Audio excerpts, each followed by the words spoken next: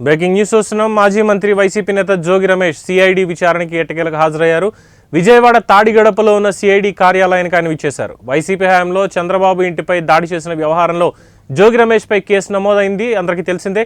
విచారణకి రావాలంటూ జోగి రమేష్ కు సిఐడి ఇప్పటికే చాలాసార్లు నోటీసులు జారీ చేసింది. కేసుకు సంబంధించిన ఆధారాలు కూడా తీసుకురావాలని నోటీసుల్లో పేర్కొంది. ఈ క్రమంలోనే జోగి రమేష్ విచారణకు హాజరయ్యారు.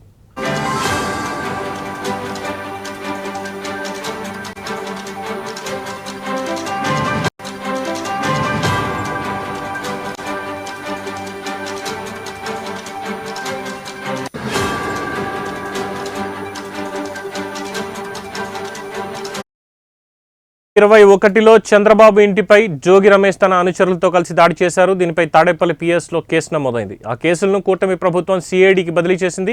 జోగి రమేష్ను ఇప్పటికే సిఐడి 2 సార్లు విచారించి పంపించింది. ఈరోజు 3వ విచారణకు పిలిచింది. సిఐడి కేసు నమోదైనప్పటి నుంచి జోగి రమేష్ బయట ఎక్కువగా కనిపించడం లేదు. మీడియా ముందుకు కూడా ఆయన రావడం లేదు.